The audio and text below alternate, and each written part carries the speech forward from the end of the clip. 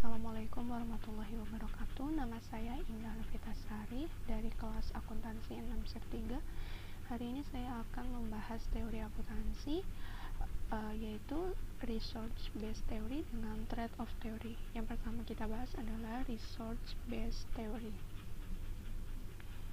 Research based theory menurut Werner Feld dalam Ramadan, RBT adalah suatu teori yang dikembangkan guna menggambarkan sebuah keunggulan bagi perusahaan yang menyatakan bahwasanya keunggulan bersaing akan tercipta apabila sebuah perusahaan mempunyai sumber daya profesional yang tidak ada di perusahaan lainnya. Menurut Riahi Belkau, RBT adalah teori yang membahas sumber daya perusahaan dan bagaimana perusahaan dapat mengelola dan memanfaatkan sumber daya dengan sumber daya yang ada di perusahaan dapat menciptakan nilai untuk bersaing dengan kompetitor lain.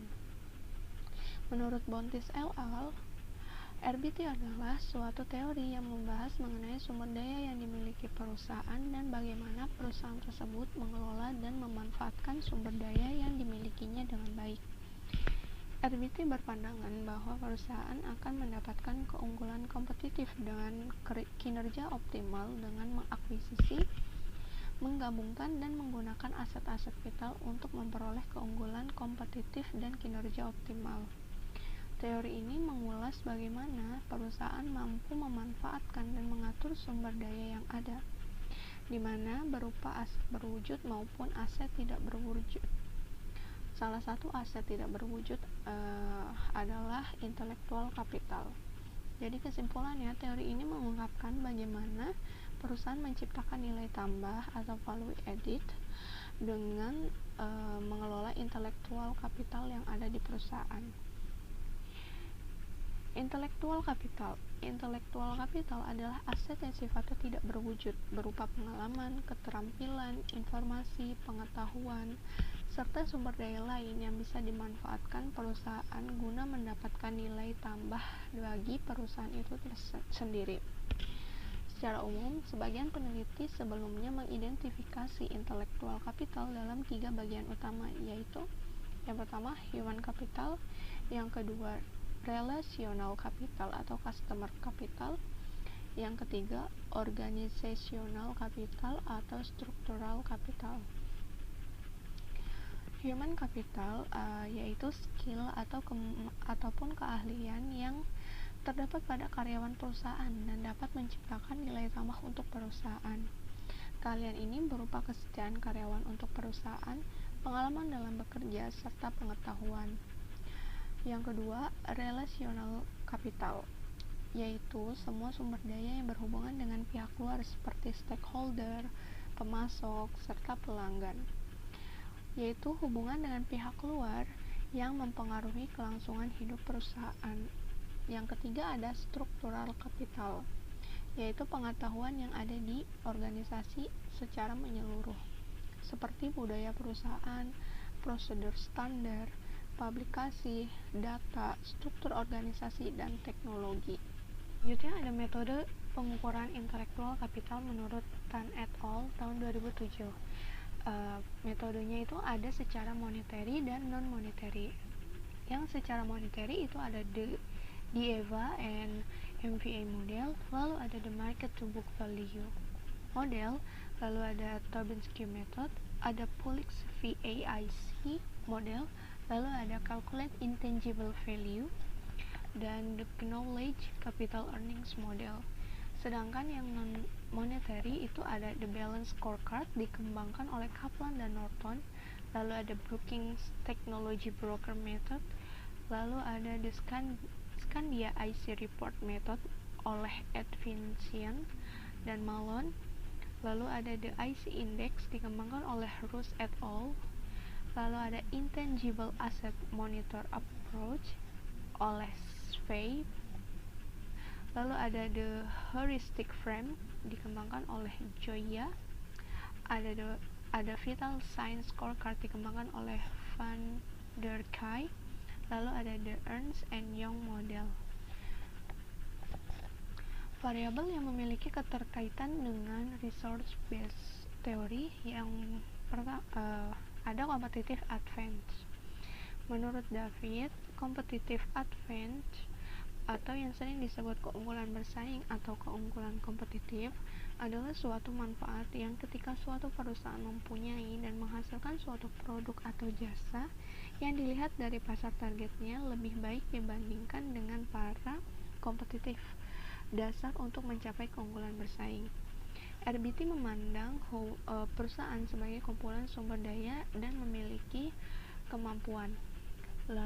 Lalu perbedaan sumber daya dan kemampuan perusahaan dengan perusahaan pesaing akan memberikan keuntungan yang kompetitif.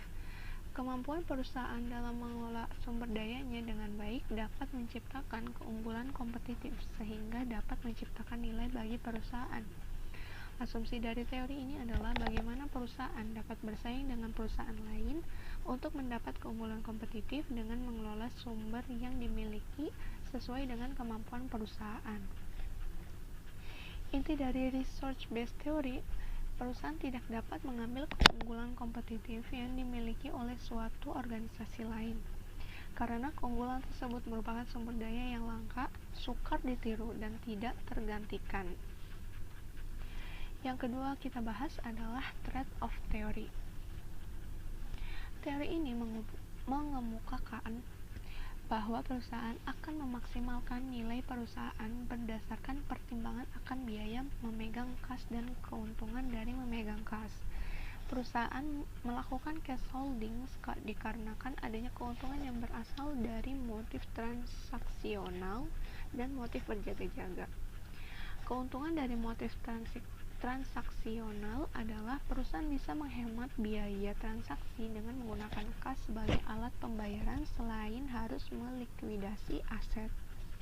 Keuntungan motif berjaga-jaga, perusahaan bisa menghimpun cadangan kas yang lebih banyak untuk menghindari adanya risiko di masa yang akan datang atau untuk membiayai aktivitas dan investasinya. Titik fokus dari trade-off theory terletak pada pengembalian dan risiko manajer keuangan harus dapat menemukan neraca yang dapat diterima antara memegang kas terlalu sedikit. Investasi kas yang kecil akan membebaskan kelebihan saldo untuk diinvestasikan ke dalam sekuritas yang biasanya diperdagangkan dan aktiva yang umurnya lebih panjang. Kegiatan ini dapat menguatkan probabilitas dan nilai saham biasa perusahaan, namun meningkatkan peluang terjadinya kekurangan kas. Cash holding. Menurut Ogun Deib et al. Tahun 2012, cash holding didefinisikan sebagai kas yang ada di perusahaan atau tersedia untuk investasi pada aset fisik dan untuk dibagikan kepada para investor. Karena itu, cash holding dipandang sebagai kas dan ekuivalen kas yang dapat dengan mudah diubah menjadi uang tunai.